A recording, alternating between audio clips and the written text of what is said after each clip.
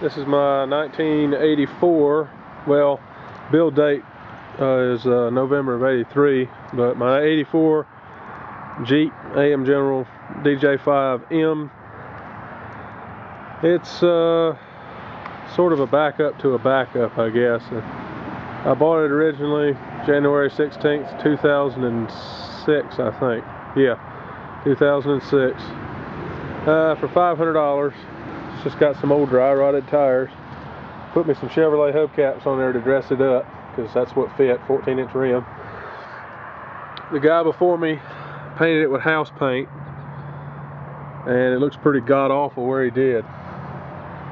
He decided that he wanted to paint his barn, and he had some paint left over, so he'll paint the Jeep.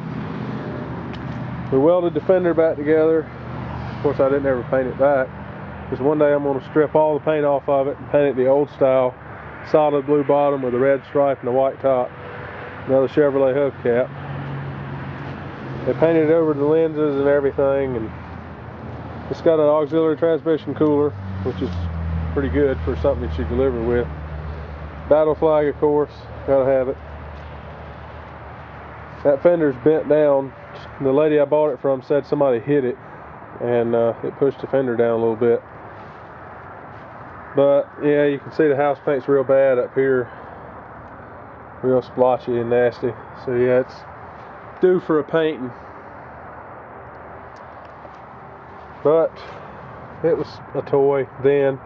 I didn't work for the post office then. I was working for Piedmont at the airport then.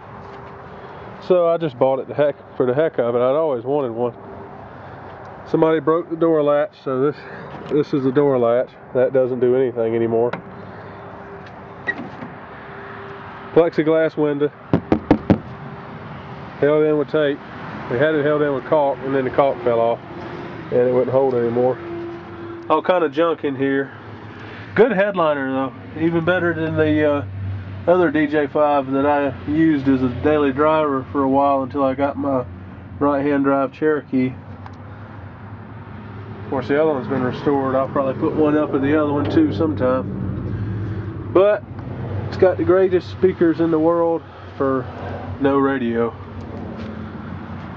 Kind of backwards if you ask me. It does lock though, I'm surprised. And the doors slide really well. Slide even better than the ones on my other one. It's got certain things about it that are good, and there's plenty of things that aren't. But we'll crank it up. Ignition cylinder went bad in the steering wheel, so had my buddy Wesley. It's some of his videos that are on there too. 4-wheel high, I think. We put this down here so that it works better, and it's easier to change if I need to, and put an accessories hole there if I ever put a toggle switch for anything. It's got plenty of little trays that don't do any good. Speedometer that actually works, probably got 500,000–600,000 miles on it, but unfortunately it goes only up to the tens of thousands. So 5 ought to do it.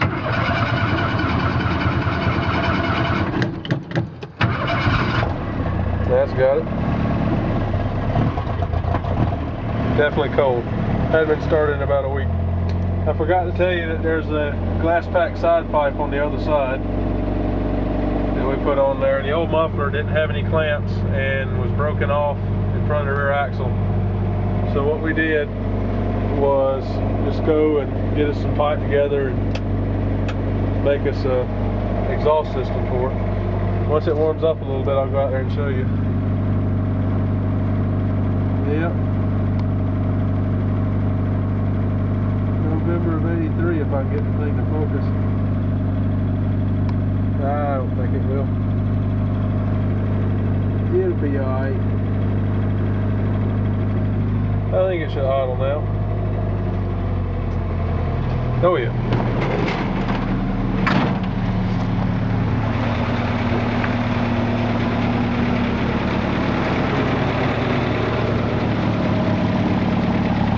There's the side pipe, right up under there.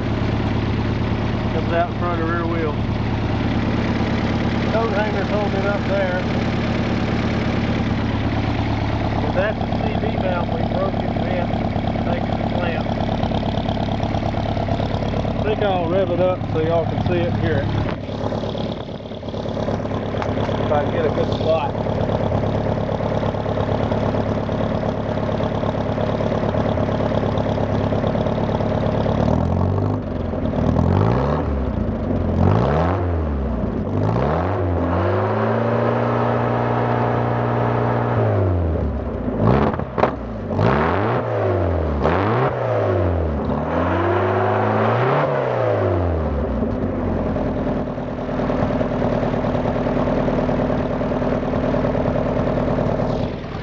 Definitely tell it's carbureted. It's got an AMC 150 4-cylinder and I think a 904 Chrysler 3-speed automatic. Well, I'll leave it running.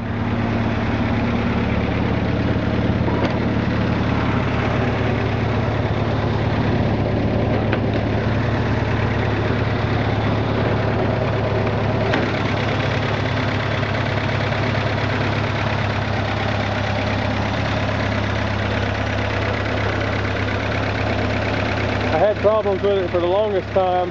It was mixing gasoline into my oil and it washed the bearings with gasoline. So the bearings aren't too good anymore. But I replaced the fuel pump one time before because it had done that and somebody told me that a fuel pump going bad can put gasoline in your oil. So I went to Napa, bought me a new fuel pump, put it on it, and it was still doing it. And I decided, you know, there's no way that it can be leaking gasoline into the oil and it's not smoking like a freight train and it's actually running good. So it's not a ring or piston problem. So what it was, I bought another fuel pump and put on it. This time I went to AutoZone. First time I went to Napa. And the Napa pump, brand new, was a piece of crap. So it was washing my bearings with gasoline the whole time because Napa can't rebuild anything. Well, actually, they didn't even rebuild that. That was new. So never mind that. That was new. They couldn't even build one right. They rebuilt the water pump in my Comanche. And we put 15 minutes on that engine on a Napa water pump, and the water pump ate itself in 15 minutes. So I'm glad that thing's in warranty, and I'm gonna get a new one and put on there and not do business with Napa ever again. They used to be pretty good. Now they're just kind of sorry. But anyway, that's the Postal Jeep, one of the Postal Jeeps. So yeah.